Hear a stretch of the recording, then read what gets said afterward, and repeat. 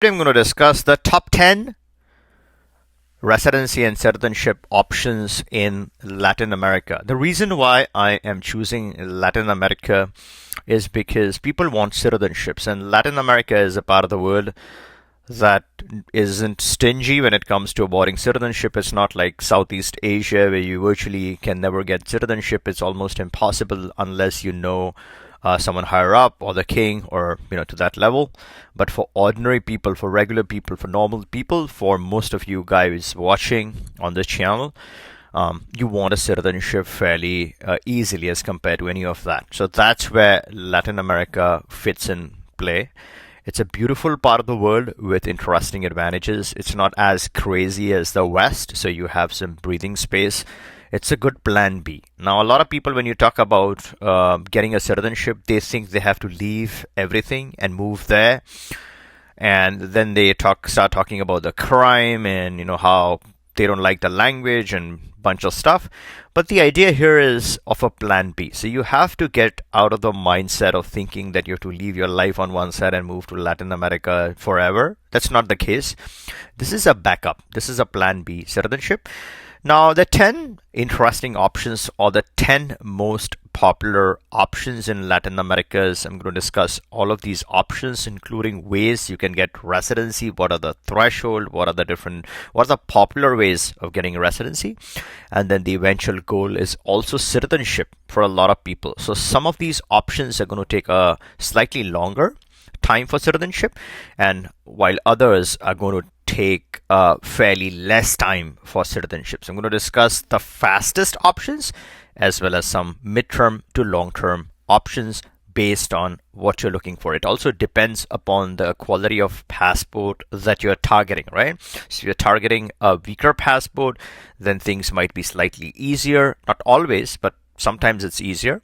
And if you're looking for the best passport, one of the best passports in the world, like a Chile, then obviously you got to put in that extra time or efforts in the country in order to earn that citizenship.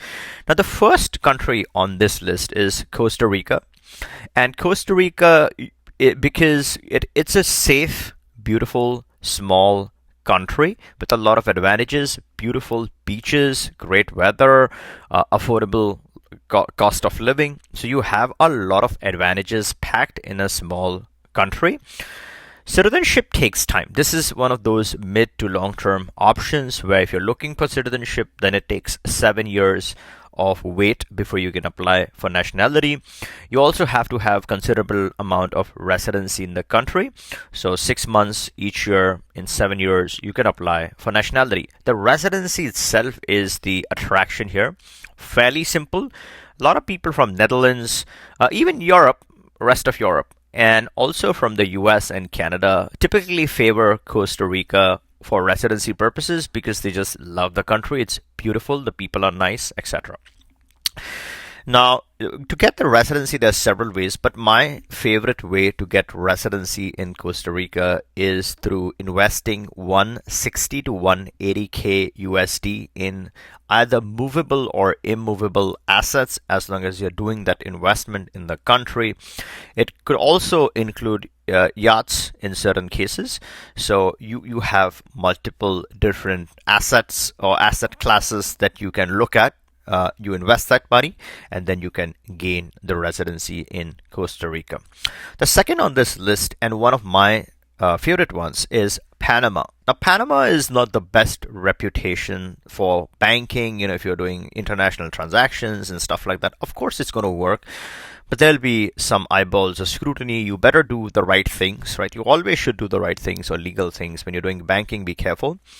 But the reputation of Panama is of that of a gray listed jurisdiction. It was on the gray list. Probably, I'm not sure if it still is, but it was on the gray list. There's Panama Papers that got it to spotlight. And the overall reputation is of an offshore jurisdiction. So you got to be careful when it comes to banking. But let's say you want to get a backup, a plan B, residency, a place to enter and live. The biggest advantage of Panama is USD as the main currency. Time frame to citizenship is 5 years. So this is that midterm option. The highlight is the VIP. And when I say VIP, it's a coin term. It's an expedite residency, a permanent residency, a dateless lifelong residency with once in 2 years of entry requirement in the country. So it's a beautiful option. And the way to get this VIP permanent residency is through investing in the country. Right.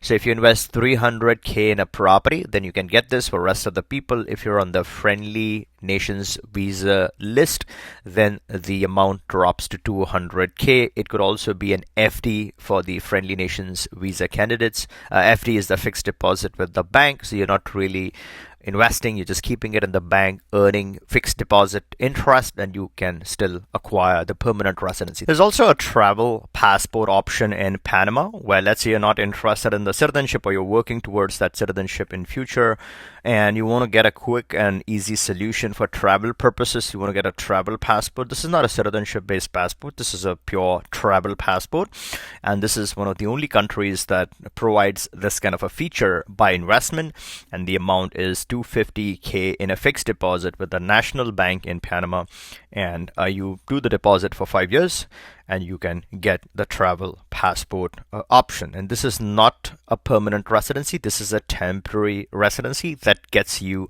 the travel passport. The next on the list is Mexico. And Mexico has a temporary residency that you can quickly avail. The two ways of obtaining residency in Mexico, either permanent or temporary. Permanent has a specific criteria. You got to go over 300K, approximately 300K in bank balance. That's one way. The other way is you have a monthly income of 7,500 USD per month for 6 months. You qualify one of the two along with other criteria, then you can go to permanent. But most of you guys watching would qualify for temporary, which works fine if your eventual goal is to get citizenship. For the normal temporary residency, there's again two ways. One is you have either a bank balance of 75K USD per month for 12 months, or you have a earning, which could be active earning from your job, and the amount is 4,400 USD approximately. If you can show that much for 6 months, 6 pay stubs, then you qualify for temporary residency. Wait for 5 years, and then you can apply for nationality in Mexico. This is one of the strongest passports in Latin America. A lot of people, a lot of Americans and Canadians by default at least go for Mexico as a starter. It's a staple, it's a must-have. It's one of the best passports that you can acquire. So Mexico makes a lot of sense on this list. The next one after Mexico is Argentina. Argentina, because it has one of the fastest citizenships in Latin America. There's also another option that I'm going to discuss later in this video, which has a 1 year to citizenship option for certain people, and it is also fast, or even faster than Argentina. With Argentina, there are a couple of ways. My favorite ways. One is through showing passive income or rental income from a property for a couple of months, and you can qualify. The threshold is $2,000 for the primary applicant. That much is what you got to show in earnings from your passive. And if you don't have passive, let's say you're a business person, then you show dividend income. You structure this, and we work with the attorney, right? You work with our attorney to structure this legally correctly. The documentation, the proof is in the pudding. That's what is seen. So your documentation should be tight and you should be fine. So the attorney will work with you in drafting all the necessary paperwork, and then you apply for Argentina. Argentina is known to provide one of the fastest countries to process citizenship in Latin America. So that's Argentina. Good if you're looking for fast track or fast pathway to citizenship. There's also an exception scenario in Argentina.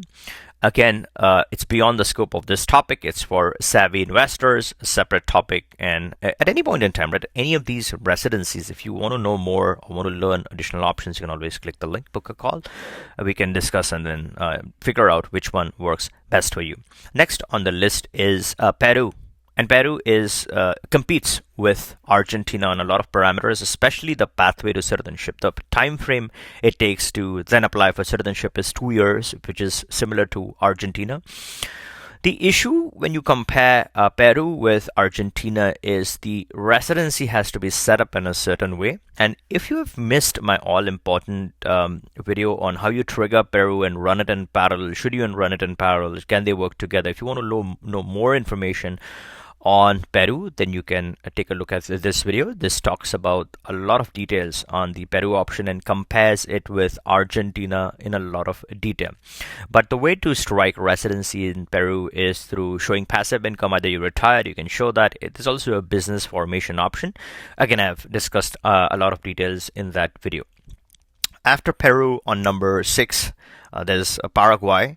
Paraguay, not so much for citizenship purposes. Yes, of course, you can naturalize in Paraguay. That's not an issue, but most people will get this residency for tax advantages. It has a territorial tax system. It has a 9% tax rate for personal and 10 for corporate. So it really has a lot of tax advantages. You get the temporary, and there's no physical presence needed on temporary, so you can keep indefinitely renewing the temporary residency. Let's say you want to upgrade this, you can do that in 2 years. And let's say you want to get citizenship, then you obviously got to physically reside for 6 months in each of those 3 years to then apply for citizenship and then naturalize in Paraguay. Again, this is not the ideal solution for citizenship.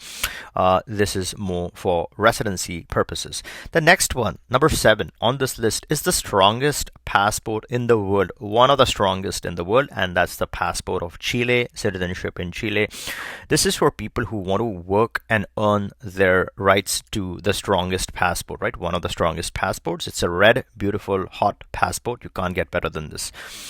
You can get the temporary residency by starting a business, no issues, right? But then when you're converting the temporary after a couple of years to permanent residency, your business operations could be questioned, could be scrutinized. That's where if your business is not a paper business, if it is a legit business which satisfies the criteria for that kind of a business, then you can then convert into permanent. Then you're waiting 3 years. Physical presence, of course, is going to be checked. So you got to live there 6 months each year. To then naturalize in Chile. Time to apply for citizenship is 5 years, consistent with Mexico. So either you do Mexico or you do Chile. Chile, more physical presence. Mexico, lesser physical presence as compared to Chile. Number 8 on this list is Uruguay. This is a premium version to Paraguay. Uruguay is not so good for citizenship purposes because, again, the nationality listed on the passport is questionable. They're trying to change that, but people don't want to get there. They're working so hard trying to naturalize after 5 years. You want a full-blown option. If there's a differentiation, then you obviously don't want to deal with that. So Uruguay is good for people who actually physically want to live in Uruguay. Citizenship can be applied in 3 years or 5 years based on your circumstances. This is not the most popular option. This is for very specific, savvy people who want to move to Uruguay for a certain reason. Again, through passive investment, you can gain residency. Through normal investment, you can get residency. Through business, when I say normal, I mean business formation or through property purchase. There are multiple ways where you can structure this and gain residency in Uruguay. Number 9 on this list is Dominican Republic. Now, this is a redundancy citizenship or a redundancy passport, in my opinion. This is not the strongest passport in Latin America. It's not even the weakest passport in Latin America. But this is good for someone who wants to collect a third or a fourth passport. It's an interesting travel document. It's an interesting country. It's one of my favorite countries for the quality of people. Very friendly, very helpful, very nice people. I had a very good time in the Dominican Republic. And when I compare DR with some other places in Latin America, this really shines because of the hospitality that those people offer to outsiders in DR. The way to get residency, and my personal favorite way, is through through property purchase, right? If you purchase a property for 200k USD, you can get direct permanent residency. The other way is also a good option is if you start an annuity. An annuity is like a fixed deposit, and this doesn't need to be in DR. It could be in your own home country. You got to lock this capital for 5 years. And each month, if you can show $2,000 of payout from that annuity, then DR, PR can be yours. And then you can naturalize in as early as 6 months to 2 years based on your circumstances. You can get this nationality. The number 10 is there's a way to get this the fastest. This is one of the hottest passports in Latin America, and it's the Brazil nationality, the Brazilian citizenship or passport.